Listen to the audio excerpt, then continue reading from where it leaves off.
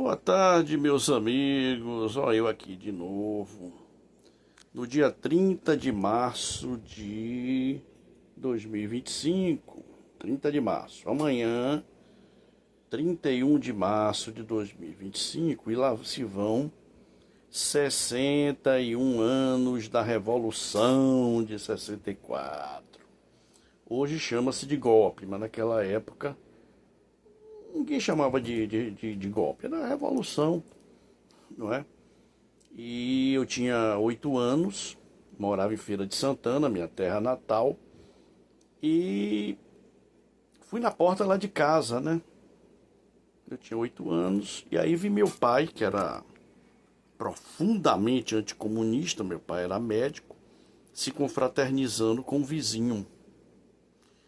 E aí eu vi ele dizer: agora o país está salvo, agora a democracia está salva, o país está salvo. Meu pai vibrava, não é? Poucos dias depois saía o ato institucional número 1, a primeira lista de caçados. Lá estava o João Goulart, lá estava o Prestes. Meu pai vibrava, parecia que ele tinha passado no vestibular, não é? Aquilo tudo me parecia estranho, mas se meu pai está alegre, ótimo, não é? Excelente. E aí, é... bom, daí o que é que seguiu o golpe? Aí veio as primeiras medidas, tomou posse primeiro Ranieri Mazzilli, no dia 2 por aí, 2 de abril. Dia 11 foi que Castelo Branco assumiu, porque do dia 2 ao dia 11 estavam aí discutindo quem iria assumir, podia inclusive ser um civil, né? Bom, eu vou ressaltar dois pontos logo de cara, né? Que pouca gente fala. Primeiro, o papel da imprensa. A imprensa batia fundo em João Goulart, batia fundo. Não só batia fundo, como exortava ao golpe, a ação das Forças Armadas para salvar o Brasil do comunismo, ok?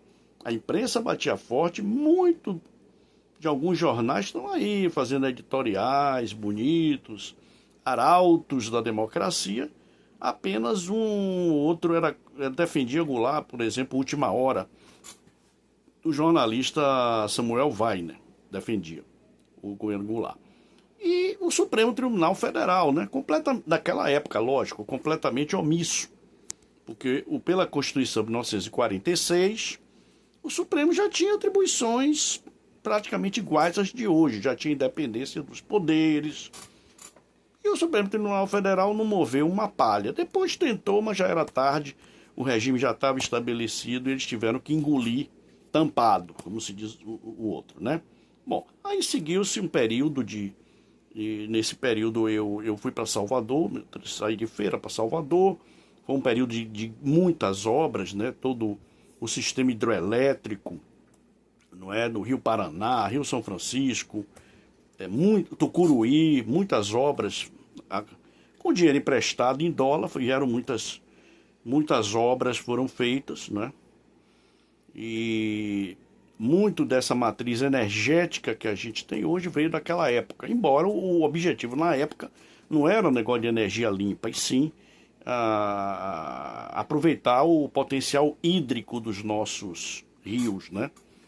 E no Rio Paraná, por exemplo, Itaipu, uma maior hidroelétrica do mundo na época, mas que inundou um negócio fantástico que era as Sete Quedas do Guaíra. Coisa linda, né? Eles podiam ter feito uma hidroelétrica equivalente a Itaipu, a montante de Sete Quedas. Aí ficava Sete Quedas e Itaipu. Mas naquela época eles decidiam, eles queriam, na realidade, ter uma influência sobre o Paraguai que era muito influenciado pelos argentinos, não é? E, enfim, muitas e muitas obras. Veio o Proálcool, não é? O programa do álcool, a agricultura e a pecuária. A gente deve muito a Alisson Paulinelli, ministro da Agricultura, puxou a Embrapa, né? A gente deve também a Roberto Rodrigues, que está vivo, foi ministro, acho que de FHC, sempre foi um batalhador pela agricultura, e outros aí, deve ter mais gente aí, mas o grande nome era, sem dúvida, o Alisson Paulinelli. Então foi feito muita coisa, não é? Muita infraestrutura. não é, que nós estamos vivendo até hoje disso, não é? Bom, esses são os pontos que eu vi como negativo. Tinha emprego, na época eu me empreguei no polo petroquímico, a gente tinha tudo aquilo. Parecia um sonho que não ia nunca terminar. As grandes obras, por aí vai. Se falava num polo petroquímico a cada 2 anos, o Brasil precisaria de um polo petroquímico. O polo petroquímico do Rio Grande do Sul já estava em final de montagem, já se falava no polo do Rio de Janeiro, se falava uma usina nuclear a cada 8 anos, era um negócio que parecia um sonho que não ia terminar, não é? Mas acabou e digo logo, não sou favorável ao regime militar. Tinha muita coisa ruim também, o autoritarismo, a falta da discussão, etc. E muita gente sofreu, né? Muita gente sofreu desnecessariamente, foi morta. É um trauma que a gente vive até hoje, a realidade é essa. Bom, esses foram os pontos fortes. A infraestrutura, você pode negar. Pontos negativos, eu diria assim que houve um atraso tecnológico e humanístico, não é? Porque muita gente foi perseguida sem necessidade. Nós tivemos Florestan Fernandes, Fernando Henrique, intelectuais, Celso Furtado, intelectuais de alto nível que foram, como se diz, exilados, que faziam falta. Nós tivemos 3 físicos de renome mundial, Mário Schemberg, não é? Que trabalhou com Gamow, um físico americano de origem russa. Nós tivemos César Lattes, não é? O nome dele? Leite Lopes, que eu tenho livros dele aqui comigo, José Leite Lopes, um brilhante, um químico, mas que ensinava física. Foram todos para fora ajudar a ciência de outros países. Luiz Delbrando, que foi trabalhar no Instituto Pasteur de Paris, um cara, uma fera em doenças tropicais. Se fosse hoje, ele estaria dando um show em dengue, malária, tudo isso que a gente tem hoje aí, não é? Um cara altamente competente. Josué de Castro, o homem maior entendido do mundo em fome, tem um livro maravilhoso, Geografia da Fome, que cada brasileiro deve ler porque ele continua atual, não é? Temos o almirante Álvaro Alberto, era uma mistura de gerente, cientista, visionário, era um cara extraordinário que via lá na frente. Ele fazia pesquisas com o tório e dizia que o tório potencializava o urânio. Depois tentaram desmoralizar as pesquisas dele, mas ele deixou um legado de um programa autônomo brasileiro. Depois a Marinha retomou isso, mas nos atrasou, não há menor dúvida. Tivemos o Proálcool, com um baiano genial, José Walter Bautista Vidal, não é?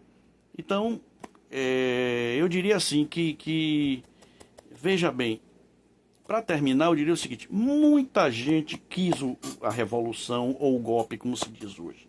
Os militares, eu vou dizer até, eu não estou defendendo eles não, hein? Mas os militares não tiveram essa participação que muita gente acha que teve, ok? Os militares, muita gente, governadores, imprensa, Estados Unidos, muita gente estava interessada no golpe, ok? Então, não gosto, acho que não é solução, nunca será para mim solução. Vivi tudo aquilo ali, entendeu? Mas a omissão de muita gente facilitou o golpe, a omissão, ok? Então, gente, muito juízo na cabeça e vou dizer aqui, nunca mais 64. Vamos viver na democracia, ok? Muito obrigado e até o próximo vídeo.